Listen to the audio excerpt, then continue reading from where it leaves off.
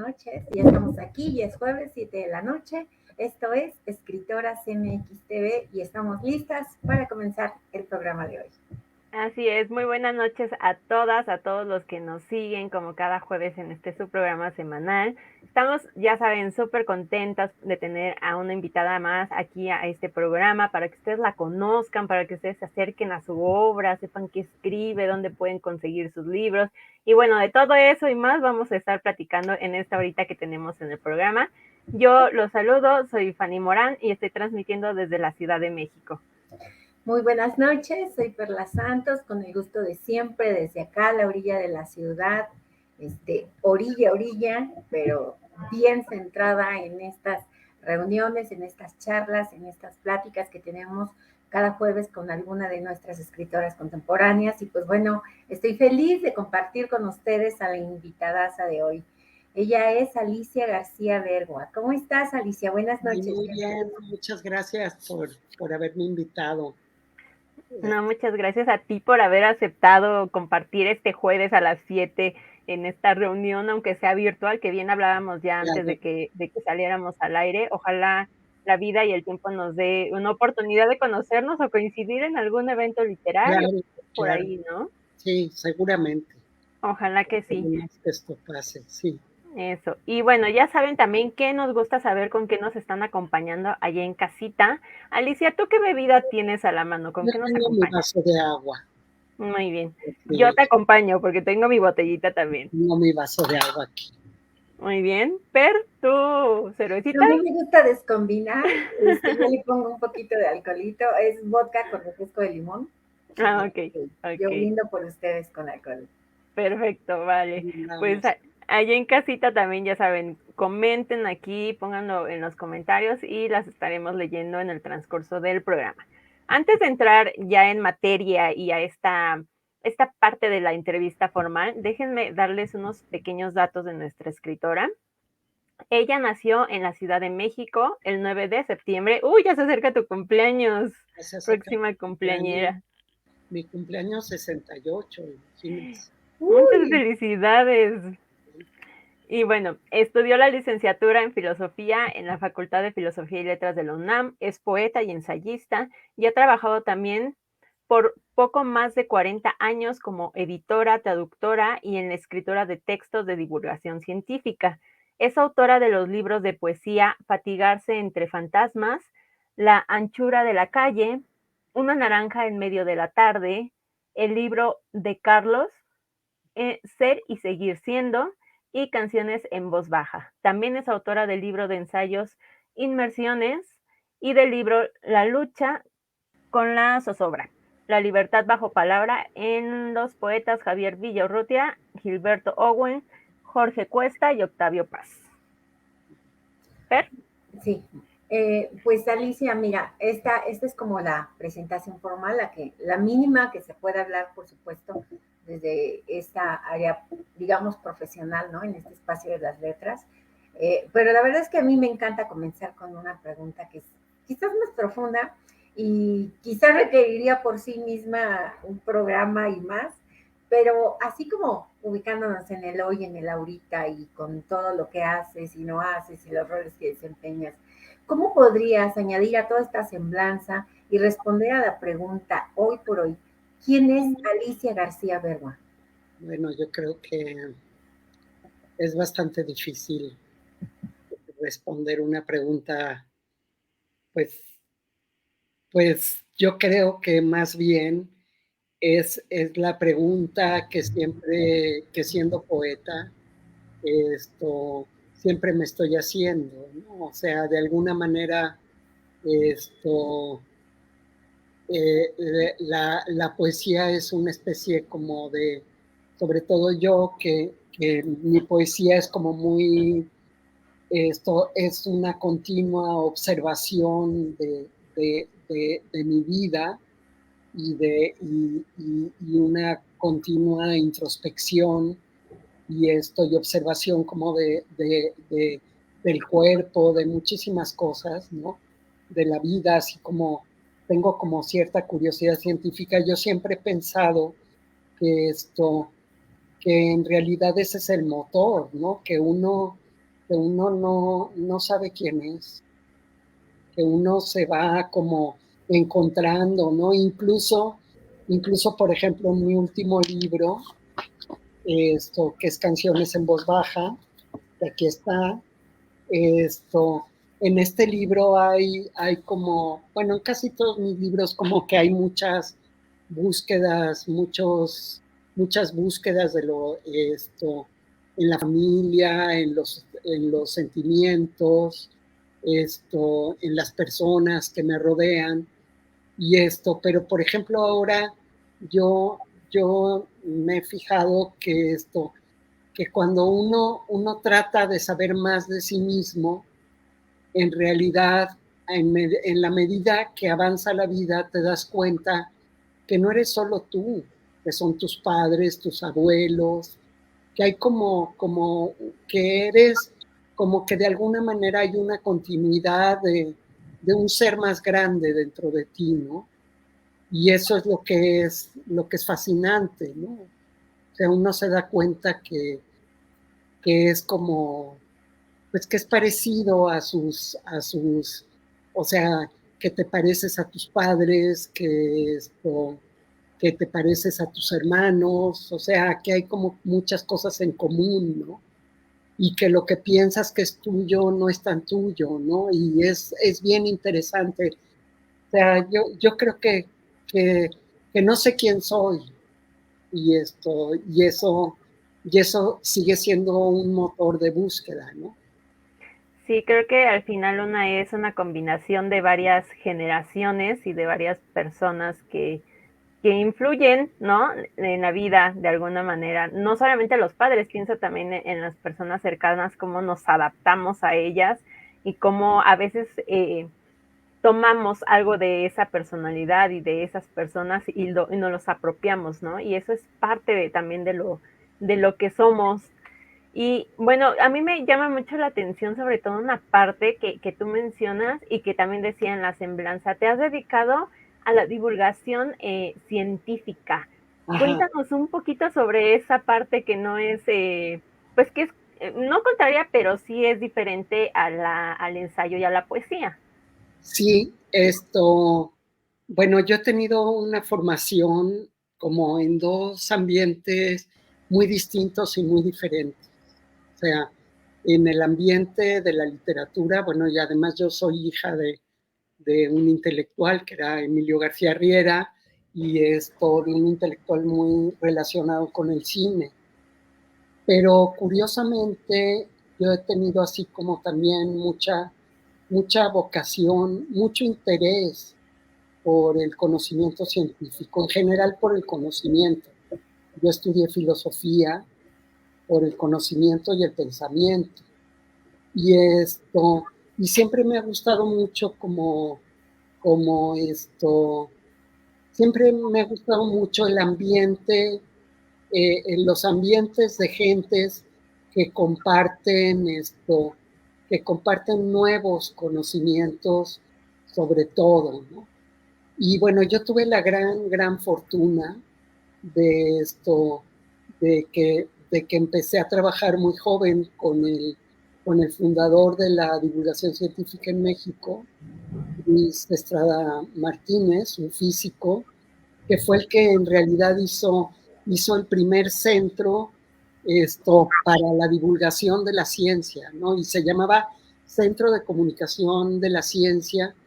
Yo acababa de salir prácticamente de la carrera y y quería como más que buscar, por ejemplo, jóvenes científicos o jóvenes que ya tuvieran una formación previa en el asunto, quería que hizo un centro en el que toda una serie de gentes, entonces les puedo decir, por ejemplo, les puedo mencionar a alguien que es, por ejemplo, Estrella Burgos, que dirigió que dirige la revista Como Ves, bueno, a un montonal de gente, él nos formó para que escribiéramos sobre ciencia, para que escribiéramos sobre ciencia, para dar a conocer la ciencia a gente que no sabía necesariamente de los temas.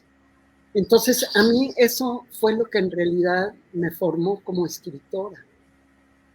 Y además que, bueno, pues que allí también me junté con un amigo mío muy querido, que es Carlos López Beltrán, que es poeta, biólogo y filósofo, y que bueno, con él y yo allí compartíamos muchas de nuestras aficiones literarias, pero a la vez como que nos metimos seriamente en el proyecto de comunicar la ciencia por escrito.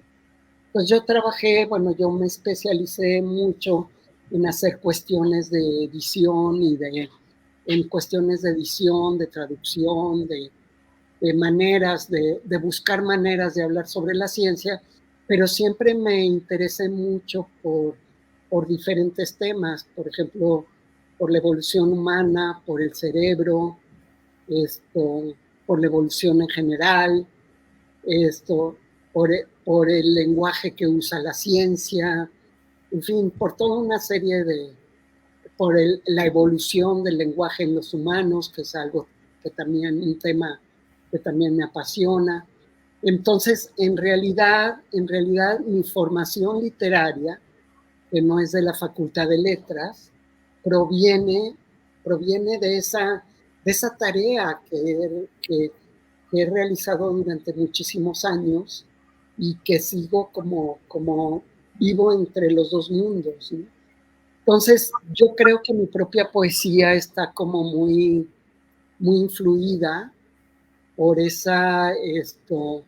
por esa observación detenida que también implica la ciencia. O sea, es como una observación mi poesía. Después les leeré algunos poemas. Está siempre como muy, muy, muy centrada en la observación de ciertos hechos, ¿no? De nuestra vida real, ¿no? De ciertos hechos personales, ¿no? Y no en plan, muchas veces en plan de expresar solo los sentimientos, sino como también de conocimiento. O sea, yo siento que en mi poesía allí se unen ambas curiosidades, ambos intereses. Pues muchas gracias por esto que nos compartes, Alicia. La verdad es que me encanta como el hilo que ha tomado esta conversación justo desde la primera pregunta detonante y claro, mientras iba respondiendo yo decía, claro, me metí en 11 varas preguntándole esto a una filósofa, pero qué riqueza de respuesta y claro, partimos desde ahí y este modo en que has encontrado a través de la palabra y la palabra escrita y asociado a me atrevería a decir ya en el colectivo a la gran pregunta de entonces, ¿quiénes somos, no? Y cómo interviene la respuesta de la ciencia, ¿no? De la poesía, de la literatura, en sus otros géneros. Y me encanta justo esta red, ¿no? De palabras que van hilando y que van a ir respondiendo justo en las letras a través de tu creación. Y entonces justo como en este panorama, a mí me gustaría que nos hablaras un poquito de esta trayectoria en el ensayo, por ejemplo, cómo sea, sobre todo porque creo que el ensayo, y sobre todo escrito por mujeres, todavía sigue muy a la sombra, ¿no?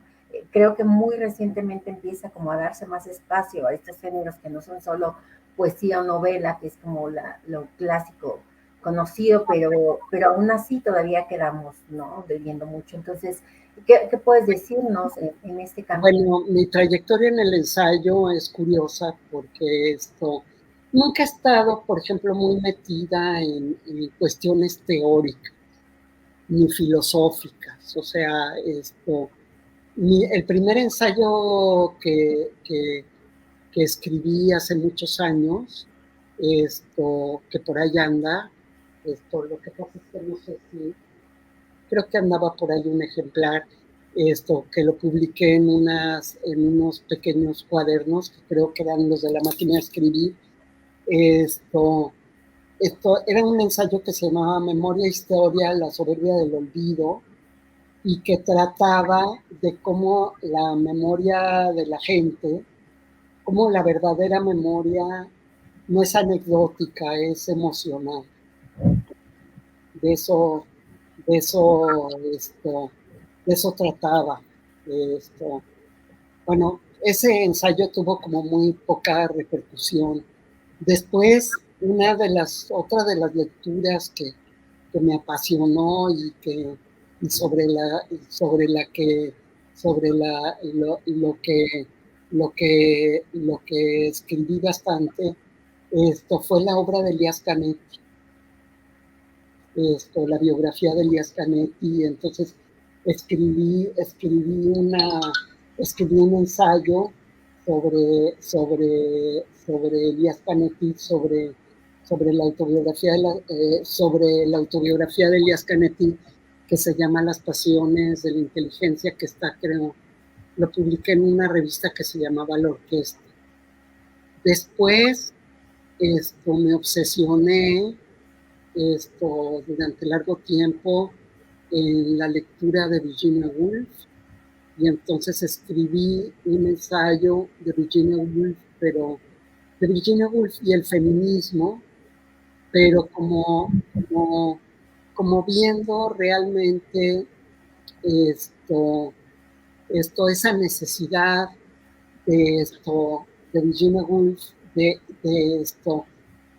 no ser una feminista teórica, sino de sentirse incluida, de ser como parte de todo, ¿no? Y entonces escribí un ensayo, creo que por ahí anda también anda en las redes, mi ensayo sobre Virginia Woolf. Y he tenido como épocas así, escribí ensayos sobre los problemas que implicaba la divulgación científica, también en el terreno de la divulgación científica. Y después mi libro de ensayos e inmersiones, que está publicado en la UNAM, trata literalmente de inmersiones en la poesía de diferentes poetas, ¿no?, que a mí me interesan, ¿no? Y porque siempre he sentido que los poetas somos como una especie de filósofos presocráticos, o sea, que todos los poetas, que muchos poetas son como filósofos. Bueno, de hecho Heráclito, no sé, creo que Heráclito escribía en verso, ¿no? Y yo no dudo que los filósofos presocráticos tuvieran algo de poetas, ¿no? O sea, porque no hay tanta diferencia entre esas reflexiones que uno hace sobre cómo piensa que es todo, cómo piensa que es de las que hacen los filósofos, ¿no? O cuando, por ejemplo, ves la obra de Heidegger, que no la he leído, aunque le dedico un poema en canciones en voz baja, pero que bueno, pues no la he leído profundamente, pero he visto cachitos y o he visto pedazos, o he leído pedazos de la fenomenología del espíritu de Hegel, ¿no? Y de pronto veo que en ese tipo de escritura fenomenológica que trata como de describir una conciencia del sujeto, una conciencia de las cosas, hay algo también de poesía. O sea, la poesía y la filosofía en eso están como muy, muy ligadas. O sea, hay una búsqueda como muy común, ¿no? Entonces, lo que escribí en inmersiones, pues son como inmersiones en diferentes poemas y poetas y reflexiones sobre la poesía. Y mi último libro de ensayos, que es que lo publiqué con la Universidad Autónoma de Nuevo León, que se va a presentar el 30 de septiembre en la Casa Universitaria del Libro,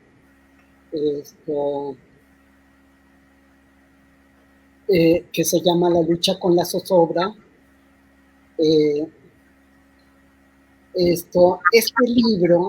Este libro trata sobre la búsqueda, o sea, asume la teoría de que el poeta moderno no es un prototipo, no es un prototipo que haya surgido en todos lados gracias a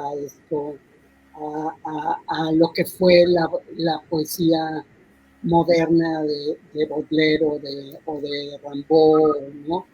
Sino que el poeta moderno es como una nueva relación con el lenguaje que ellos tuvieron, pero que otros tuvieron en su época, y que inicia como otra manera de ser, que inicia una libertad, una nueva libertad, esto, que, que, que no es que no existiera antes, pero que se generaliza en los poetas, ¿no? Entonces esa nueva libertad es muy en relación, o sea, es como más que este ideal romántico de expresar sentimientos y pasiones, y en fin, es como la de construir toda una serie de construirse y reconstruirse a partir del lenguaje mismo, ¿no? Y hacer casi como una especie como de allí de diálogo con tu propia identidad, con tu propio mundo. Y entonces vemos que, bueno, pues toda esa poesía moderna, pues creó como muchas posibilidades, ¿no?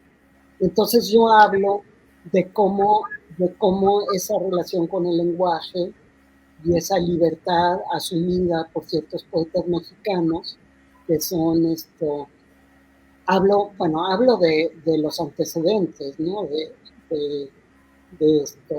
De López Velarde, obviamente, de José Juan Tablada, pero de Alfonso Reyes, pero sobre todo me centro en Gilberto Owen, Javier Villurrutia,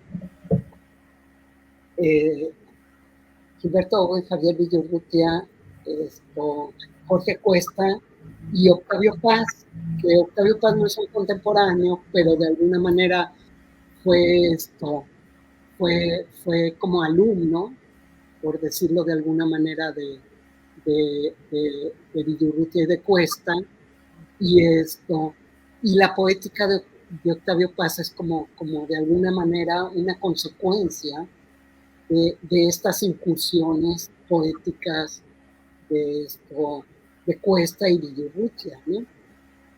Y entonces, bueno, como que lo hago ver, este libro está escrito de una manera curiosa, porque trato de no ser ni anecdótica ni argumental, sino de alguna manera como mostrar en cada caso cómo esta modernidad y esta libertad en cada uno se fue constituyendo. Y es como una lectura, y entonces hay citas de poemas, de los poemas donde yo veo ciertas cosas, para que el lector vaya a la par de lo que yo fui como encontrando en los diferentes lugares, pero que también haga las lecturas, ¿no? De fantásticos poemas y de muy interesantes reflexiones, ¿no? Entonces, este es un libro, pues sí, es un libro un poco raro, ¿no? Y tengo el plan, bueno, este es, siempre tengo, ahora quiero escribir, quiero escribir un libro de ensayos que estoy planeando, aunque en la lucha con la zozobra prometo, porque hago notar en la lucha con la zozobra que esta, que esto, que esta, que esta, que esta, mode, que esta que esta empresa moderna en la poesía de los contemporáneos y de paz, no es la misma que de las mujeres, que la de las mujeres. O sea, la libertad poética de las mujeres, yo creo que da para otra cosa, ¿no? Porque yo sí creo que las mujeres hicieron otro recorrido, ¿no? O sea, la libertad de las mujeres, porque esta libertad que tuvieron Octavio Paz, que tuvieron Gilberto Owen Cuesta, Javier Villurrutia, Octavio Paz, pues se fraguó entre muchos poetas hombres. O sea, era un diálogo que tenían entre ellos, ¿no? Que yo de alguna manera reproduzco también aquí, ¿no? Y o sea, lo hago notar con las cartas, lo que se decían, lo que pensaban, en fin, ¿no? Lo que se decían unos a otros de la poesía. Pero no es un diálogo, o sea, no hubo contemporáneas de los contemporáneos. Aunque Concha Urquiza fue su contemporánea, Concha Urquiza se llevó más con los estridentistas y ¿cómo se llama? Y no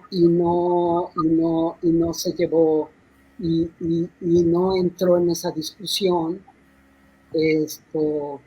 y de alguna manera se dedicó a escribir un tipo de poesía que ella consideraba mística, que yo creo que no, pero bueno, ahí lo digo en el libro,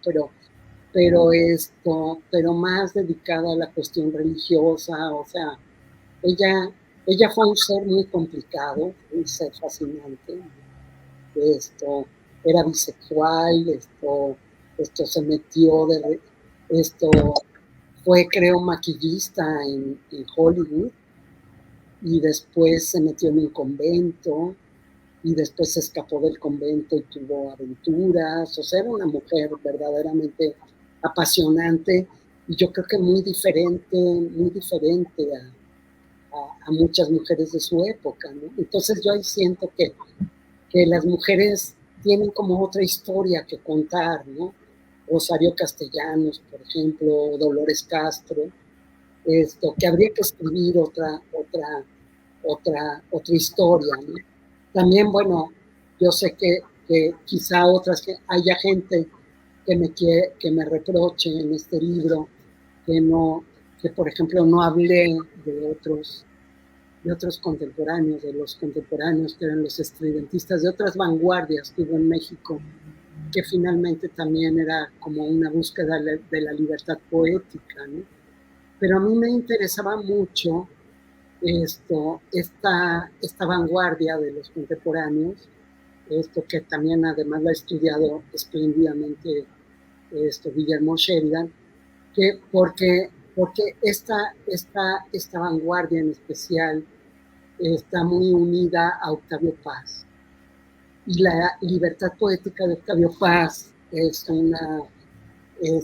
pues es importantísima para la poesía mexicana. O sea, no es algo que ahora hay muchas discusiones sobre si Elena Garro o Octavio Paz, y que si le impidió escribir Elena Garro, y en fin, toda una serie de cosas. Pero Octavio Paz como poeta, para mujeres y para hombres que escribimos, pues es esencial. O sea, yo claro que he leído Elena Garro, pero para mí la poesía de Octavio Paz ha sido importantísima, ¿no?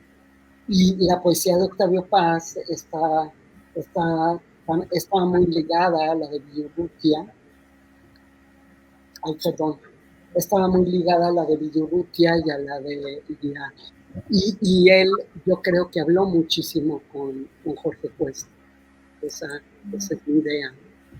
Y entonces, bueno, pues sí, ese es un poco el espíritu de este libro, ¿no? Muy bien. Y bueno, ya que entramos a los terrenos de la poesía y que ya hablamos de tu trabajo en los textos científicos y en el ensayo, cuéntanos, ¿cómo llegaste a la poesía tú? Fíjate que es muy curioso porque esto no es algo que yo me planteara así desde el principio, decir, mi hermano que, bueno, que por desgracia se suicidó cuando era muy joven, él era el que escribía poesía en, en nuestra familia, ¿no? O sea, esto, y yo me sentía lo sentía como una especie como de un mundo que estaba como muy por encima de mí, un mundo en el que yo no podía fácilmente entrar, ¿no? Pero curiosamente,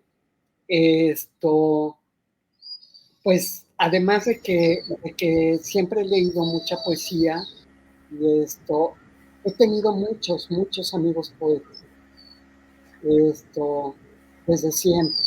O sea, yo creo que esto, desde muy joven tuve muchos amigos poetas y bueno, puedo hablar entre los amigos poetas esto, más antiguos, está Francisco Segovia, está,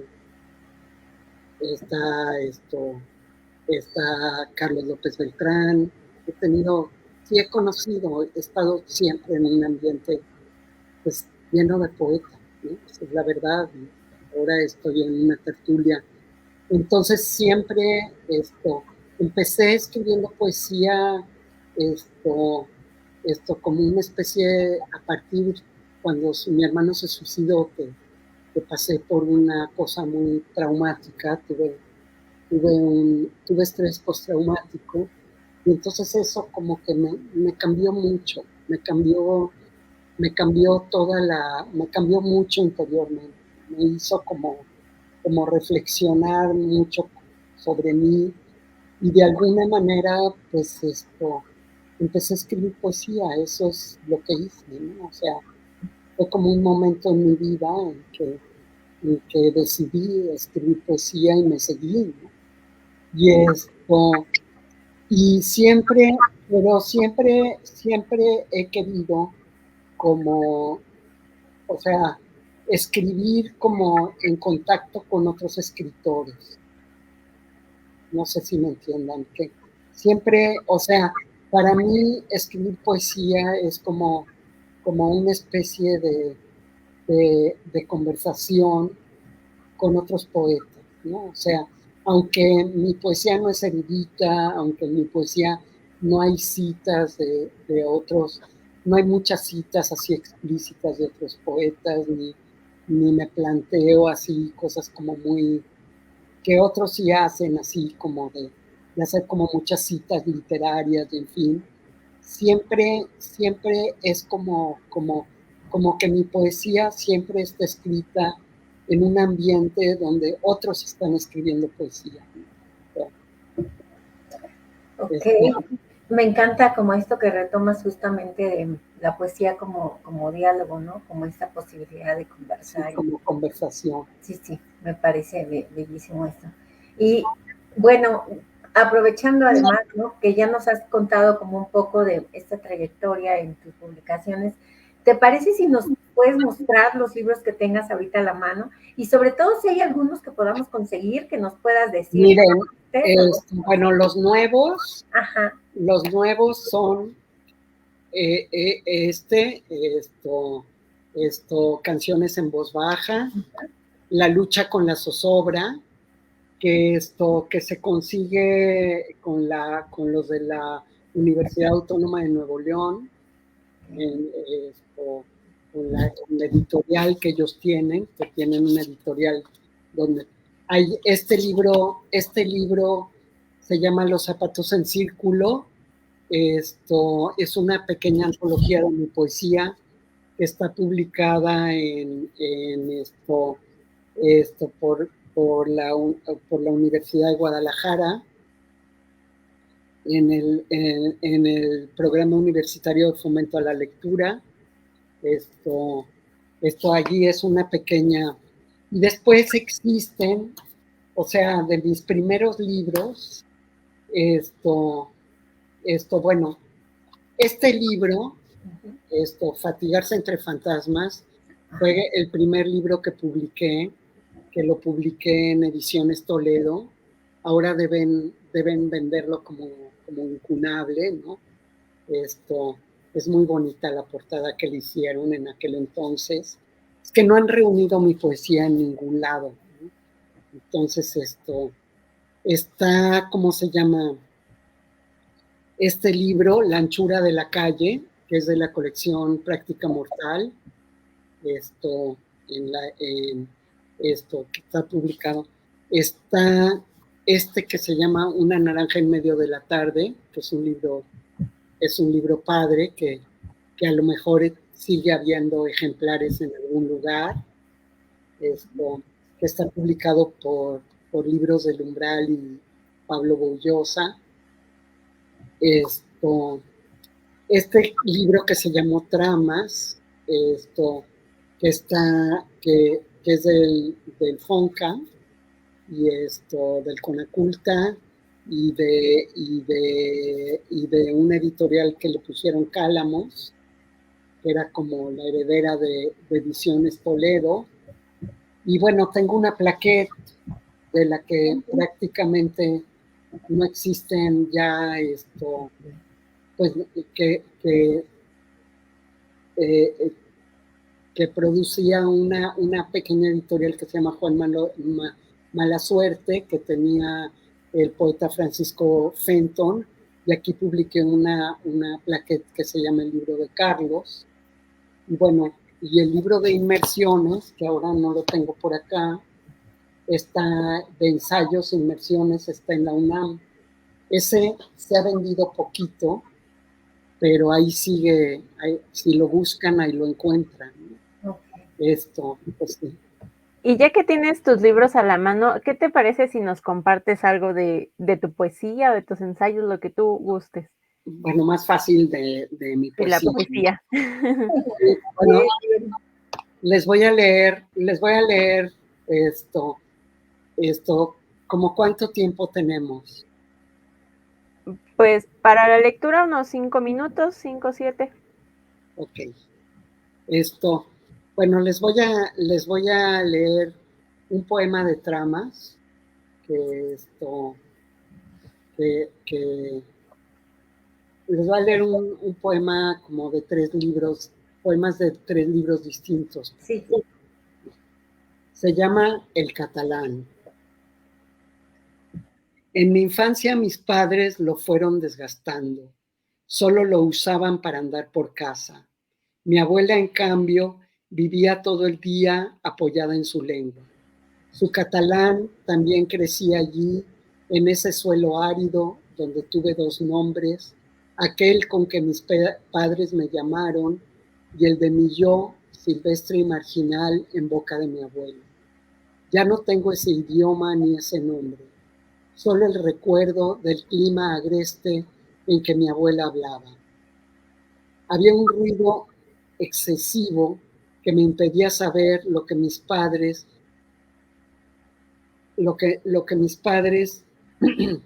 callaban al perderlo, pero yo aún escucho su música huidiza. Me da lo necesario para ir tanteando entre la oscuridad. No puedo conformarme, como lo hacía mi abuela, imaginando que las palabras surgen solo para dar forma al pensamiento. Necesito que me hagan tropezar, que me fijen en que no puedo ver así de golpe y me obliguen a estar, a detenerme. Y a ver, de este libro que es más antiguo, de Una naranja en medio de la tarde, les voy a leer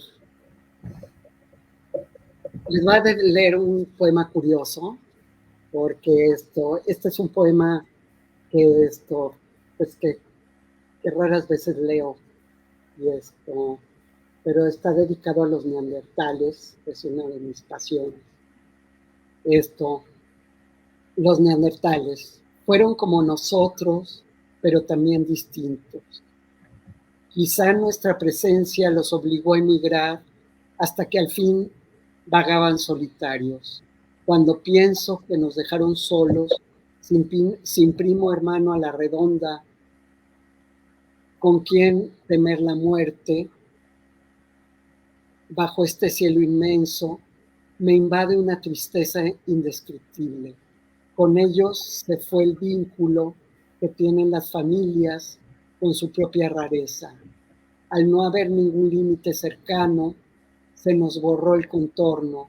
Comenzamos a andar ensimismados, evitando los bordes y las grietas por donde caminaron, dejando su silencio.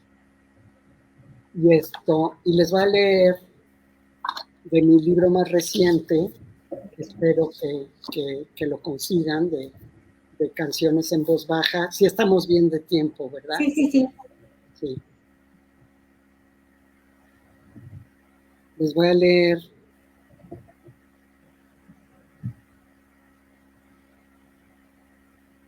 a ver.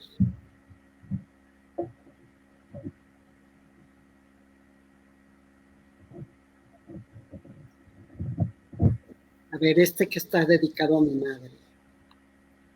De mi madre amé esa mirada fresca de 20 años que le vi en una foto de cuando llegó a México después de un largo viaje en barco desde España. Esa mirada suya de niña que está por fin con su familia, pasado mucho tiempo y que observó en detalle todos los pormenores de ese viaje. Esa mirada suya, ávida de ser y de saber, que se le fue apagando en cuanto se dio cuenta que no podría estudiar igual que sus hermanos y tendría que aportar todo su sueldo a casa. Trató de encender esa mirada junto a mi padre, quien la fue arrinconando hasta no poder ser la que quería. Pese a ello y con miedo, nos la guardó a nosotros, sus 3 hijos, para que la encendiéramos si había necesidad. Es la linterna sorda que llevo en la vejez y con su sinrazón me sigue iluminando. Ay, maravillosos poemas, te agradezco mucho que nos hayas compartido, muy oportunos. Y además tengo que decir que hasta el ambiente permite esta atmósfera de poesía, de tertulia, riquísimo, ¿no? Claro. No sé si en su zona esté lloviendo, pero aquí la lluviecita aquí está levesona, pero rica. Y oírte a ti con esos poemas, mira, una se siente abrazada en medio de esto, como dices tú, quizás observaciones, pero que al final retratan y son capaces de llevarnos a... Pues es que los poemas no son solo las palabras, o sea, sí. Los poemas son atmósferas, ¿no? Son atmósferas que uno recupera, ¿no? Sí, que uno recupera incluso aunque sea la de los neandertales, ¿no? O sea, no importa, o sea, son atmósferas, o sea, los seres humanos necesitamos como esa sensación de una atmósfera de conversación, ¿no? De relación, ¿no? Sobre todo ahora, ¿no? Sí. Y para mí los poemas son un poco esto, como buscar esas atmósferas que están o que estuvieron y que finalmente son la vida, son nuestra vida, ¿no? Sí, justo eso. Y hablando de palabras, quiero leerte unos comentarios que tenemos aquí que no los quiero dejar pasar. Sí. Mónica Sánchez dice, hermoso, extraordinarios poemas, felicitaciones. Jacqueline Campos manda varios corazoncitos. Raúl Rojas, siempre es un gusto escucharle hablar sobre el ensayo y su poesía. Alicia, un abrazo. Regina MT, qué gusto querida Alicia García, qué bello poema tu madre, llega en un momento muy especial, gracias. Y tenemos a Yolanda Domínguez, qué belleza de poesía, sabiduría y verdad en tu tinta, gracias Alicia. Esos son los comentarios que tenemos por acá. Muchas gracias. Y bueno, pues vamos a pasar al siguiente bloque bueno, a la siguiente dinámica de este programa. Y es una dinámica muy bonita que hemos venido haciendo desde hace ya tiempo porque tiene que ver con la escritura y sobre todo con la escritura colectiva, ¿verdad, Per? Sí, bueno, es lo que pretendemos, ¿no? A veces nos salen unas cosas muy surrealistas, pero interesantes, y nos encanta el reto justo de ir viendo cómo se puede construir algo de colectividad a partir de lo que la virtualidad nos da. Entonces, te explico, Alicia, lo que hemos hecho es tratar de recuperar fragmentos, ¿no?, de autoría de cada una de las invitadas que estén en este programa, y hacemos cierre cada cierto bloque, ¿no? Entonces, para este bloque, que es el tercero de este año, de la segunda temporada, queremos recuperar un poquito de sus textos, de su autoría, y tienes la opción, lo que a ti te haga sentir más cómoda, ¿no?, de ver cuál sería la forma en que eliges colaborar a un texto, que después, uniendo todas esas partes, quizás copiando un poco la dinámica de Cadáver Exquisito, pero a veces se transforma en algo todavía más extraño, pero bueno. Entonces, tú tienes la oportunidad de elegir, ¿no?, si quieres compartir al azar algo que ahorita elijamos al azar, va a ser azaroso el asunto, de algo de tus libros, algo que ya esté ahí, y buscamos al azar y a ver qué sale, y eso se integra en un texto colectivo, o intentar armar una especie de diccionario a partir de 3 palabras que previamente hemos seleccionado y que ya están relacionadas con tu título, con los títulos, algunos títulos de tus libros, ¿no?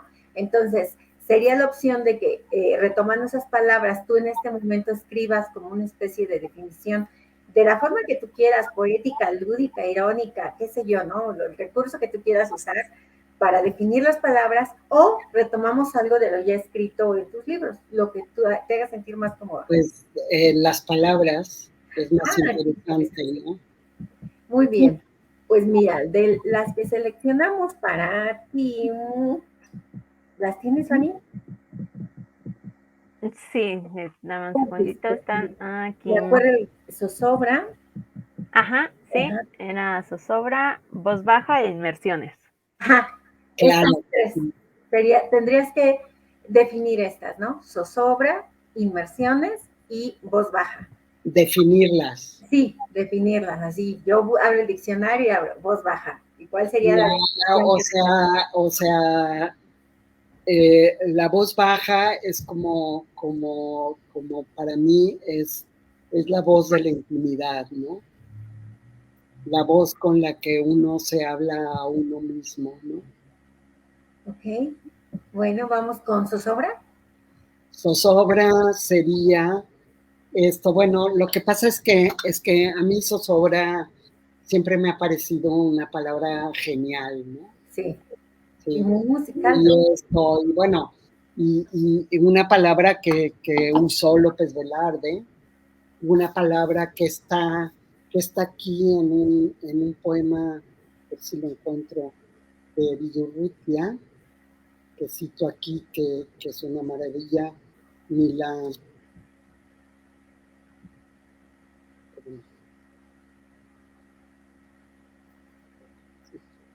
Si lo encuentro, porque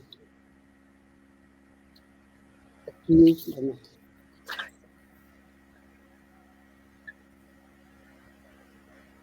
Si la encuentras, sí. Ajá, si la encuentras está bien, pero si no, igual, como poder reconstruir en este momento lo que te representa. La zozobra, a mí siempre me ha gustado mucho la palabra zozobra, porque me gusta porque no es una categoría psiquiátrica ni psicológica, o sea, no es como decir ansiedad, ni siquiera decir melancolía. Esa es una palabra que me encanta porque es muy literaria, ¿no? O sea, es como zozobrar, como zozobran los barcos, ¿no? Esto es como muy física, es muy poética en ese sentido, de que habla como de un estado como muy personal, ¿no? Aunque todos puedan tener zozobra, y todos hablen de la zozobra, creo que en el epígrafe de este libro también, en que le puse este libro, que es de Octavio Paz, también habla de la zozobra que todos tenían de vivir en México, ¿no?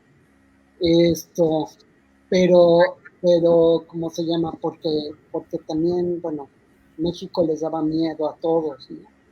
era un ambiente como muy, pues curiosamente he estado pensando en esa palabra zozobra, o sea, México en relación con López Velarde y con otros poetas mexicanos, esto, que estuvieron próximos a la Revolución Mexicana.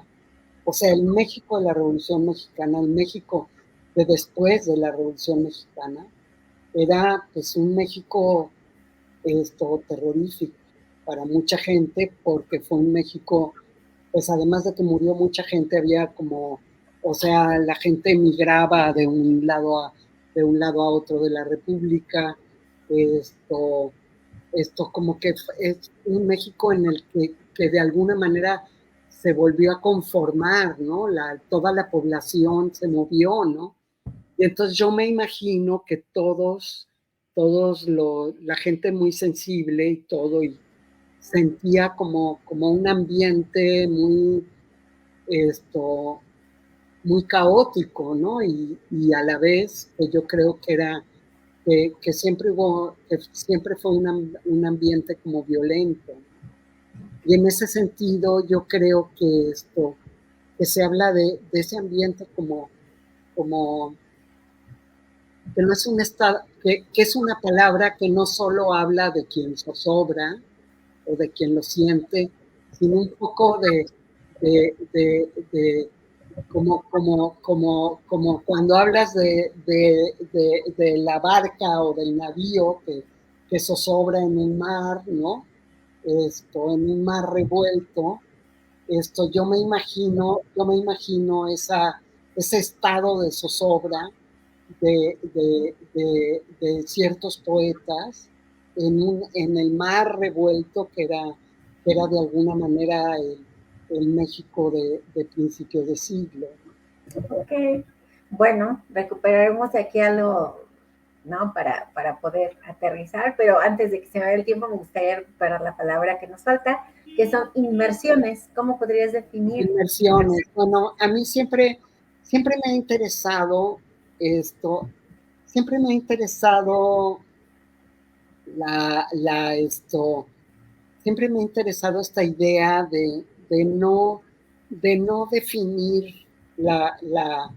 de que la vida para cada uno es una especie como de inmersión en un ambiente, ¿no? Es como la poesía es eso, como una especie de inmersión en uno mismo, ¿no? Y esas inmersiones, o sea, yo creo que siempre me ha gustado más la palabra inmersión que la palabra introspección. No sé por qué, porque la palabra introspección suena como más a un movimiento, así como, y la inmersión es como es más interesante, más libre, ¿no? Y esto de sumergirte en los personajes, en los poetas, en la conversación, ¿no? O sea, siempre me ha gustado mucho esa idea, ¿no? Por eso le puse inmersiones a mi libro. Ok, muy bien. Muchas gracias, Alicia, por compartirnos esto, y pues ya se integrará este texto colectivo y te lo estaremos haciendo llegar una vez que ya esté listo. Y antes de que terminemos el programa, tenemos una pequeña dinámica de preguntas rápidas. Creo que nos da tiempo de hacer un par. ¿le puedes? Sí, cada una tenemos una cajita de preguntas que puede ir desde lo más básico y simple, humano y cotidiano, ¿no? ¿Qué pasa? Hasta procesos de escritura y demás. La idea es no profundizar mucho, son preguntas rápidas, lo primerito que te venga en la mente, breve, así, y eso es algo. Y vamos alternando, Fanny y yo, un par de preguntitas. Fanny, ¿comienzas? Sí, esta es más bien con trampa porque es pregunta obligada, pero si fueses maestra de una escuela de brujas, ¿qué materia darías? ¿Cómo volar en la escoba? Ah, muy bien. Muy bien. Ajá. ¿A quién tienes en mente a la hora de escribir? ¿Va con dedicatoria a tu escritura? No, No, no, no realmente. Ok. Bueno, muchas veces debo confesarles que tengo en mente a mi perro. Ah, Ok, Yo escribo, hay muchos poemas míos que están dedicados a mi perro. bien, muy muy bien, bien. gracias. Ok, la siguiente. ¿Una cosa que te llevarías a una isla? Una cosa que me llevaría a una isla, no, bueno, pues, pues obviamente un libro, ¿no? Ok, Sí, muy bien. un- ¿Platillo favorito? hay pues muchísimos, hay muchos platillos que me gustan, me gusta la paella, me gusta a ver que si me dejas pensar ahora, me gustan los moles, Bien. sí, no, me gustan, hay muchas comidas que me encantan. Me gusta ese mole oaxaqueño que le llaman amarillito, Ujú. Ah, ya. a mí me apasiona, me encanta. Y Y es que, ujú. sí, no, o sea, bueno, podría poner una larguísima fila de platillos así que se me ocurren. Creo que es una pregunta difícil, justo en el contexto de un país con tanta gastronomía, Sí, ¿no? Pues sí, imagínate, ¿no? Cochinita, no sé, es que uno Sí, empieza a pensar rápidamente sí, y se te sí, ocurren, sí. podría uno exacto. comer, sí. Bueno, la siguiente dice, ¿qué pasaría si te encuentras a tu gemela? No sé, sería, sería, sería algo extraño, Ujú. no, debe ser fascinante tener un hermano gemelo o Sí, una hermana seguramente. gemela, pero debe haber allí como pero sí, a lo mejor no sé, es que allí hay como respuestas como muy triviales, ¿no? O sea, la gente esta que busca a su gemelo, entonces quiere saber qué es genético y qué no, y qué es cultural, ¿no? Y entonces quieren saber esto. Y yo he visto muchos de esos programas de gemelos, ¿no? Hay un programa de gemelos monstruoso de un psicoanalista, de unos psicoanalistas que pusieron a vivir a los gemelos en diferentes ambientes y después una cosa horrible, ¿no? Esto, sí, no sé cómo reaccionaría, ¿no? Y es una situación que me interesa en otros, pero en mí no me interesaría. O sea, como es hipotética, no me Ujú. interesa.